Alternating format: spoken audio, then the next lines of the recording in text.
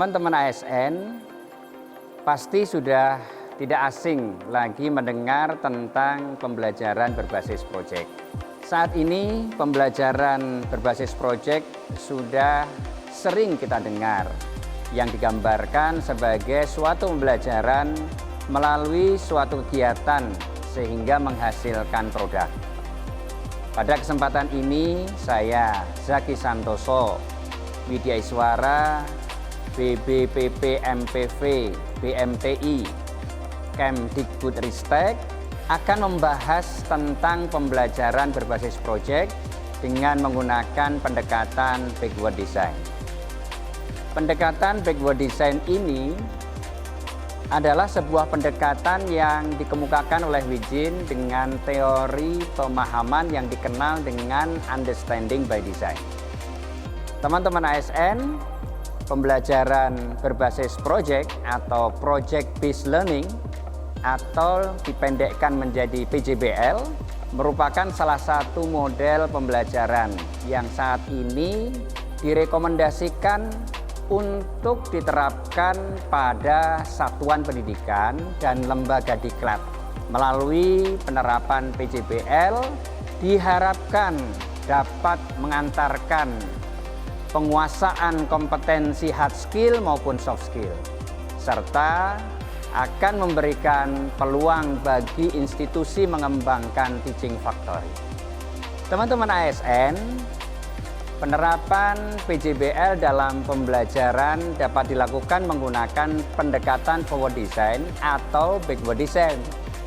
Pendekatan forward design merupakan pendekatan yang pelaksanaan pembelajarannya lebih berorientasi pada tujuan sesuai dengan capaian pembelajaran yang akan dituju, sehingga memunculkan rancangan aktivitas pembelajaran.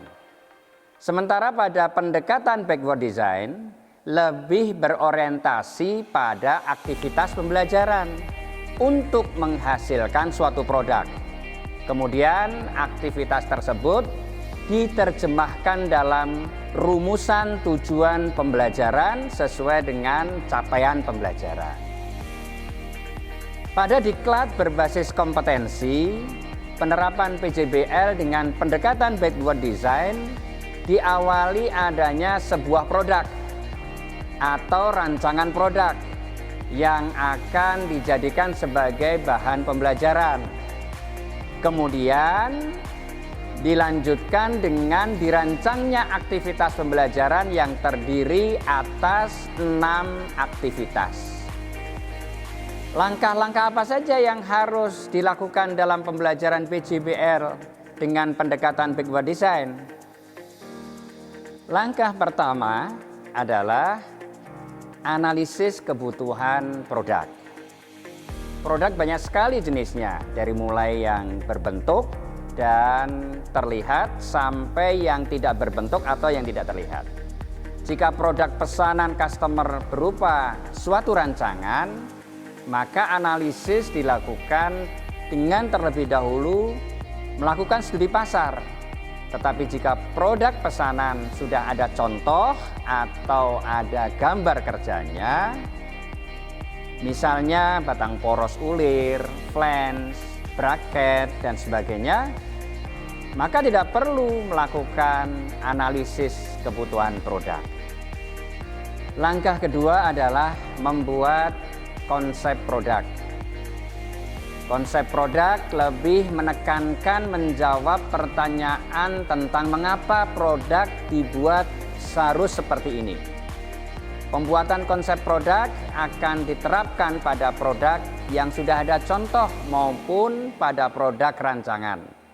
Diharapkan melalui pembuatan konsep produk dapat memberikan pengalaman melakukan analisis konsep dari suatu produk, sehingga apabila merencanakan modifikasi produk, maka teknik analisis produk dapat diterapkan dan dapat memunculkan latar belakang dari hasil modifikasi tanpa keluar dari konsep.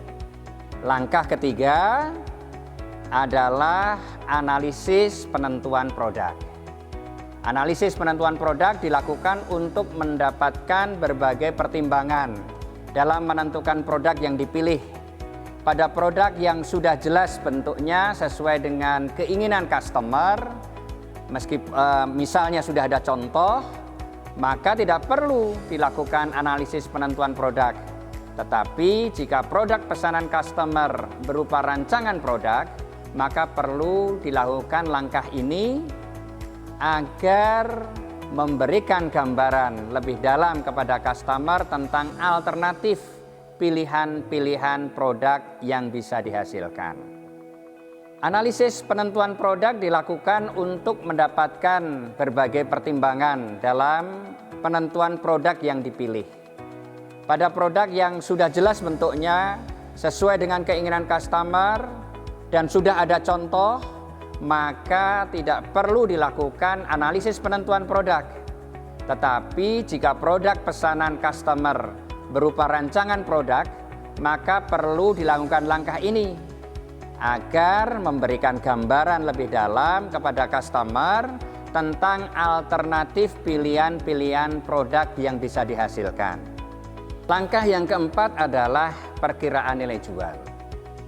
Perkiraan nilai jual ditentukan berdasarkan jumlah produk yang akan dibuat, tingkat akurasi dari produk dan proses manufaktur yang akan dipergunakan. Jika jumlah produknya banyak, tingkat akurasinya rendah, maka harga produk menjadi lebih rendah.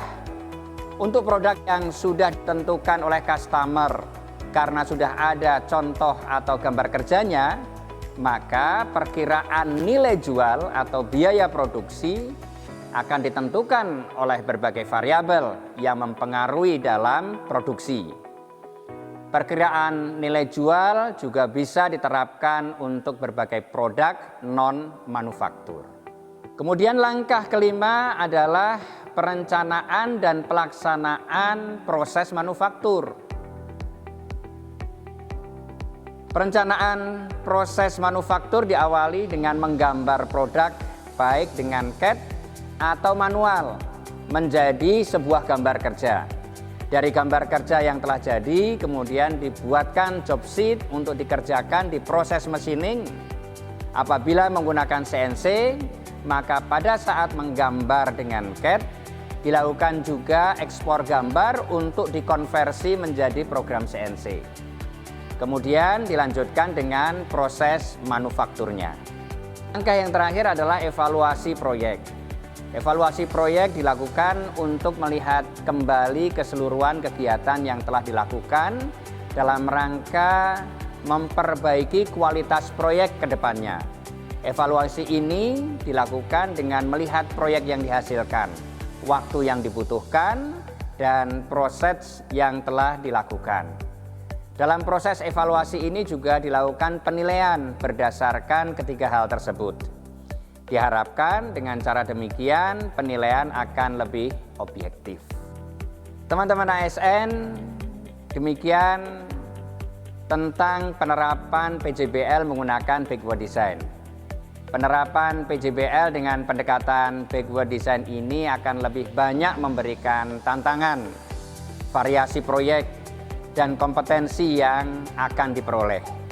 Hal ini akan berdampak pada peserta didik atau peserta diklat karena pembelajaran akan terasa lebih menarik dan aktivitas yang menantang, sehingga secara langsung maupun tidak langsung akan meningkatkan hard skill dan soft skill dengan baik.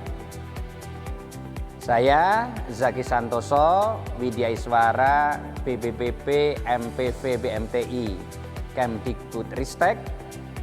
Sampai jumpa di kesempatan yang lain.